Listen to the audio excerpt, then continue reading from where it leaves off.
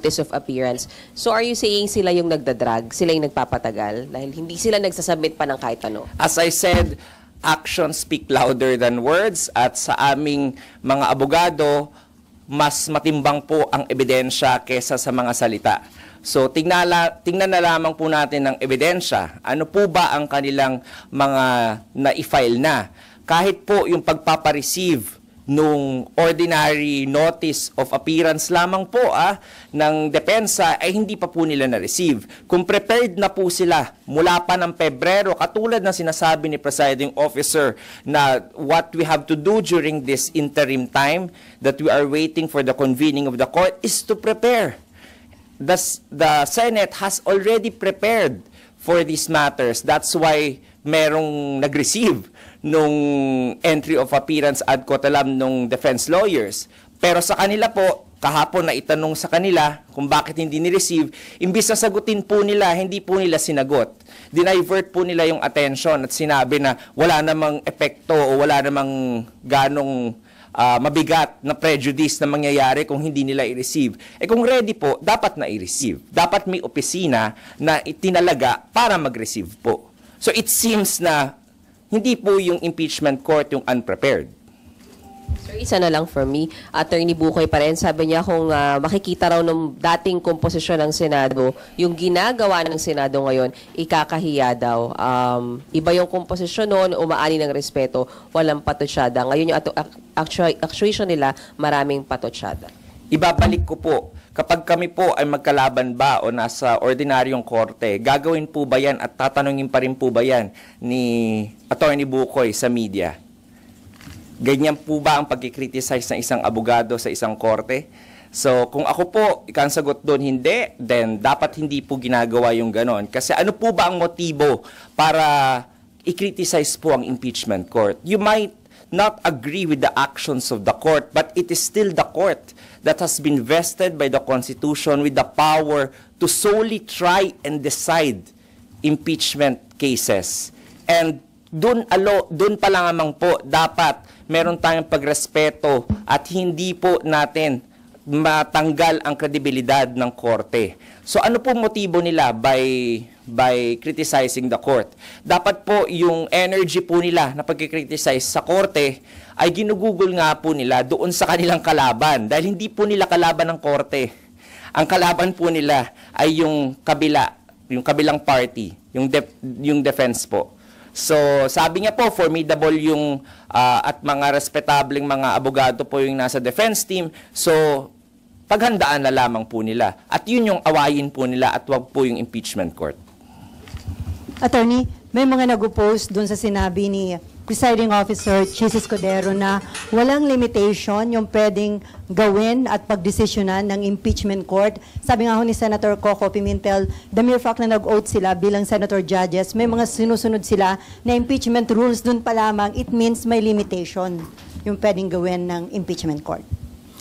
Meron pong limitation naman po ang impeachment court. Unang-una po, yung nakasaad po sa konstitusyon, no? Alam po yan ni Presiding Officer, but I think he is more of talking in the context of doon po sa mga bagay-bagay na hindi po nakaspell out ng detalyado sa konstitusyon po natin. So, una po, ang limitasyon sa Senado, yung pagboto dapat ng mga senador, dapat 2/3 of all the members. Pangalawa po, yung ipapataw po na penalty po, hindi po pagkakulong, hindi rin po civil liability, kung hindi pagkatanggal lamang po at saka perpetual disqualification.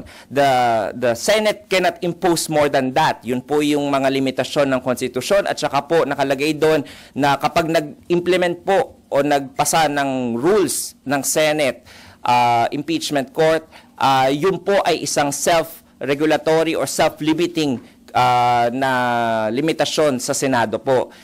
So yung mga konteksto pong yun, yung mga pinupunan po nung mga pag-adapt ng supplementary rules ng rules of court po, yun po yung mga limitasyon na inimpose ng impeachment court upon itself.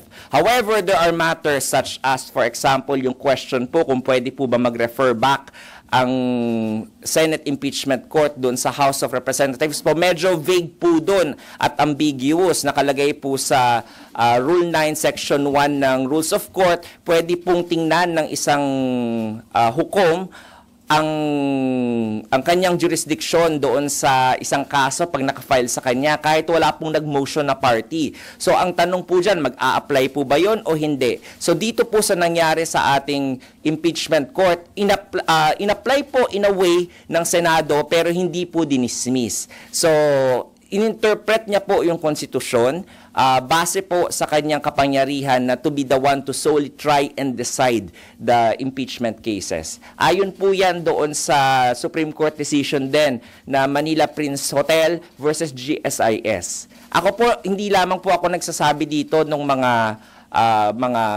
sound bites po sa inyo. Kasi po bilang abogado rin po, kailangan po namin na ipaintindi rin sa sambayanan kung ano po yung mga legal na basehan. So part of our duty as spokesperson bilang abogado po is not to just na magbigay po ng PR statement sa inyo, pero mag-educate din po kung ano po yung legal basis. So you're saying, attorney, na hindi general yung naging statement ni SP Cheese na walang limitation yung kayang gawin at pagdesisyonan ng impeachment court? Yes po. Ang ibig po niyang sabihin doon, for those na ambiguous and vague, doon po walang limitation na i-interpret po ng Senate as an impeachment court yung kanyang kapangyarihan. Ayon nga po doon sa Supreme Court case na yon ng Manila Prince Hotel versus GSIS at saka po yung sinusundan natin na persuasive na US case na Nixon versus US po. Last na lang, si former Senate President Juan Ponce Enrile, now Presidential Legal Advisor, meron ho siyang advice sa senator judges once na mag-full swing na yung impeachment trial. Sabi niya, with due respect to them, my first advice is to keep quiet and then go to the session hall during their trial, sit down and listen to the proceedings, listen to the presentation of evidence. So, may plano ba si SP Cheese bilang presiding officer na i-advise din yung mga senator judges ng ganito? I think for the meantime po, no, hinahayaan nga po yung malayang paglalayag ng mga opinion ng mga senator judges kasi wala pa po tayo doon sa merito ng kaso.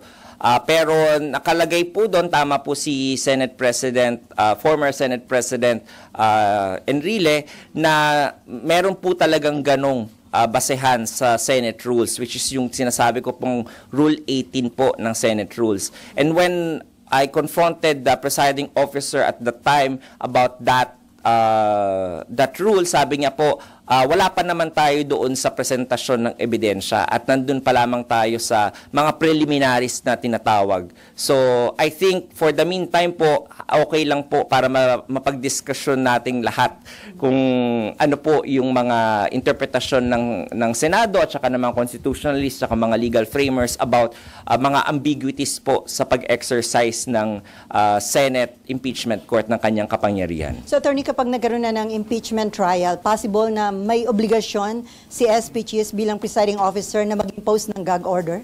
That is always a possibility. Kaya rin po, for the first time po, no, I tried to research yung tanong nyo kung ako ba yung unang spokesperson ng impeachment court. Parang opo, no? So, by doing that, by appointing me as the spokesperson, malamang po, doon po tayo papunta sa pag-i-implement po ng Rule 18. But of course, it's up to the presiding officer at that time. We can only hazard a guess as of now. Pero we will cross the bridge when we get there pag nag-umpisa na po yung pagprepresenta ng mga ebidensya.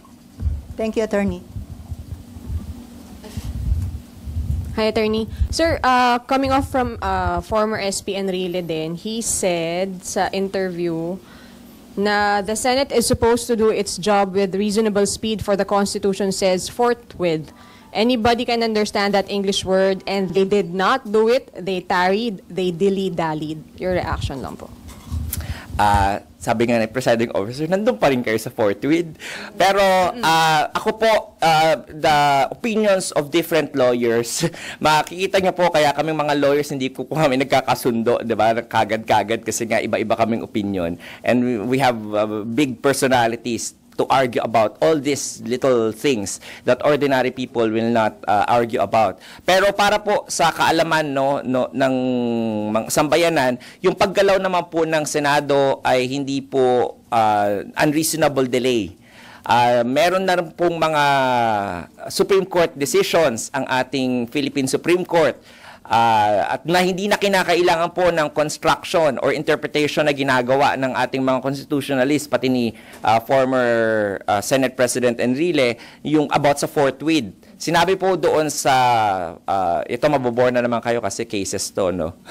Sa Fisher versus Ambler, sa Manila Masonic Temple versus Alfonso, at saka sa, ano pa yung isa ba? Basta may isa pa akong case basta versus Antolz, no? Yun yung mga cases na pinagbasehan at ni-research rin po ng ating legal team dito sa Senate Impeachment Court na meron na po na desisyon ng definisyon ng forthwith. At ito po ay without delay.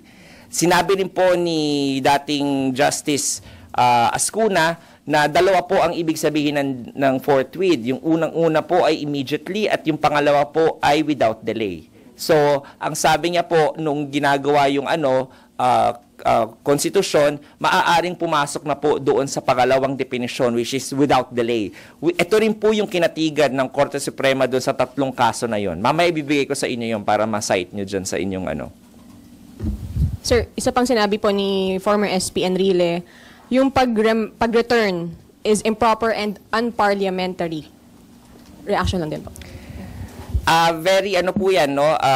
Very welcome yung ganyan nga na mga opinion kasi it adds to the conversation. Lalong-lalo na po, alam naman natin na si Senator Enrile ay very wise at very knowledgeable about the law. However, he was not the one confronted with the motion. He was not one of the senator judges. He is not the senator sitting as one of the senator judges in the impeachment court. And I think the collective wisdom of the impeachment court should be respected on the actions that it did. Now, if ever meron pa pong hindi makatanggap nung majority vote na 18-5 at nung action ng impeachment court, sabi po namin nga, the final arbiter of all of these issues is the Supreme Court. So they just have to go to the Supreme Court kung gusto talaga nilang malinawan. But kung hindi po sila pupunta sa Supreme Court, wag po nilang itry ito sa Court of Public Opinion at maniwala kayo doon sa collective wisdom ng ating impeachment court. Sir, last na lang po sa akin. Sa timeline lang, sir, di ba si VP Sara, ang deadline niya to give the reply is 21, pero Saturday yon, so 23. So, ang prosecutors have 28, pero Saturday po, so 30. 30 po. Okay, so what will happen, sir, kung hindi magpasa ng reply, given na parang sabi natin, hindi nagagampanan ng prosec yung, hindi nila nasasubmit yung mga kailangan nilang isubmit? I think ito po, no, I think yung hindi po nilang pagpasa ng mga kailangan po nilang i-file, I think baka strategy po nila yun, no? Hindi natin alam talaga kung ano yung tunay na dahilan, pero siguro yung mga contemporaries nyo doon sa House, dapat tanungin sila doon about that. Syempre, as a court, we will just act based on what has been filed. So, yung reply po, I think, balak naman po nila mag-file ng reply. Alam naman po natin na bibigatin din naman yung mga advisor din po nung prosecution panel. Gagawin din po nila lahat ng dapat nilang gawin kapag nandoon na yung answer with affirmative defenses. So magre-reply po sila doon. Kung hindi naman po answer with affirmative defenses ang i-file po ni Vice President Sara at ito po ay isang motion to dismiss, then I'm sure magpa-file po sila ng comment and opposition doon sa motion to dismiss. So ito po, nasasabi ko po to, hindi ito panghuhula. Ito lamang po ay base sa experience natin bilang isang litigator. Thank you po.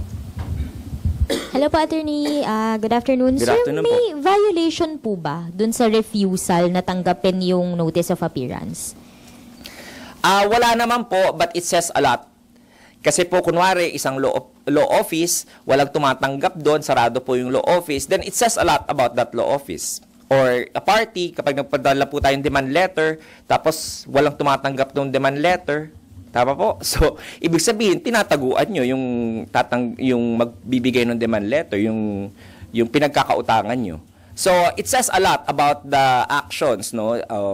Baka hindi po prepared or baka naman po ayaw tanggapin as a matter of strategy. Pero hindi ko po talaga alam kung ano dun sa mga posibilidad na yon yung kanilang motivation, why they did not receive. Again, this is just a very minor pleading. It is just pleading informing the court na ito po yung mga abogado na magre-representa sa akin. Wala pong any motion po doon, walang ganong issue or conflict na kailangan isipin pa ang magkabilang panig kapag nag-file po sila ng notice of appearance. So nakakapagtaka lamang po, no, na bakit pati yun hindi pa nagawang ma-receive. How about, sir, dun sa mga criticisms? You said earlier na for the first time na yung mga litigants mismo nagkikriticize dun sa court, may violation po ba dun? Kung alam nyo po, alam ko nagko-cover din kayo ng mga ng mga kaso sa ordinary court, sa Supreme Court. Makikita nyo po yung mga litigants doon, kahit na hindi pabor sa kanila yung desisyon ng isang korte, hindi po nila pwedeng makriticize basta-basta, mako-contempt of court po kami doon. Ito po yung naririnig nyo rin na sub judice rule. At yun po usually yung gawain ng isang litigant. Siyempre, ikaw nahaharap sa korte, ayaw mong magalit sa iyo yung mga hukom. Nakita na po natin yan nung panahon ng impeachment case ni former Chief Justice Corona. 'Di ba? Napapagalitan yung mga prosecution panel ni Senator Miriam Defensor Santiago. So, hindi ko po malaman kung ano po yung nasa isip nila na pantay po ang impeachment court doon po sa mga litigants. Kasi po, kung makikita po nila, lagi nilang sinasabi, mga nangyari before sa mga impeachment trial, tingnan rin po nila kung ano po yung akto ng impeachment court doon sa mga litigants at that time. Kahit nga po sila dating Solicitor General Estelito Mendoza napapagalitan ng mga hukom ng impeachment court. So patas lamang po ang pagtingin ng impeachment court sa mga litigants, pero hindi po nakakataas ang litigants sa impeachment court. So at this point, attorney, ano po yung pwedeng magawa ng impeachment court doon sa mga ganong criticisms? Sabi nga po natin, no, for the meantime, medyo liberal ang ating impeachment court. Ang ating presiding officer, hindi naman po niya balak na gamitin ang lahat ng kapangyarihan para kastiguhin yung mga hindi nagrerespeto sa impeachment court. Although the power is always there. But if ever it will be used, for the meantime, I don't think it will be used. Sir, na-raise na po to be for KSP, but just to get your opinion also, is it possible to cite the prosecutors or the defense in contempt if hindi po sila sumunod sa any orders of the impeachment court? And for example, on the prosecution panel, paano po mangyayari doon? Sino ang iko-contempt sa kanila? Buong house po ba? Yung prosecution panel? Again, that is in the realm of possibilities. Lahat yan pwedeng mangyari po. Pero yan nga po yung iniiwasan ng ating impeachment court. Ayaw nga po nating magkaroon ng awayan. Ayaw ng impeachment court na magkaroon ng away o magkakaroon ng constitutional crisis pag nagmatigas ang impeachment court laban sa desisyon ng Korte Suprema, if ever. So ang ginawa po ng impeachment court, pumunta po siya at nakipagdialogo at nag-order po sa House na tayo na lang magresolba nitong constitutional issue na to, na may question about yung mga depekto sa articles of impeachment, sagutin nyo na lamang kasi kayo nakakaalam dyan. So, kayo na lang ang magdesisyon kung magko-crossover o hindi. So, hindi po kaaway ang impeachment court. In fact, we are asking for the cooperation of the House so that any legal issues as to the jurisdiction of the impeachment court kapag nag-umpisa na pong umusad itong trial natin, ay wala nang magko-question either from the prosecution, from the defense, or any other person po na gustong questionin yung jurisdiction ng impeachment court. So, we are actually giving our co-equal House na gawin natin yung nararapat at tayo na lang magresolba nito within the legislative body or the branch of government. So, Kaya po doon sa tanong ninyo kung mag-aano ba magko-contempt, of course, as I said earlier, hindi po yun yung policy. Kasi nga gusto nga natin na maging cooperative yung both houses sa isa't isa. Pero sir, ano ko lang yung question ni Ms. Mav. Sino po ang pwede i-contempt? Yung 11-man prosecution panel, yung House leadership, sino po? Sino ang i-contempt ng impeachment court?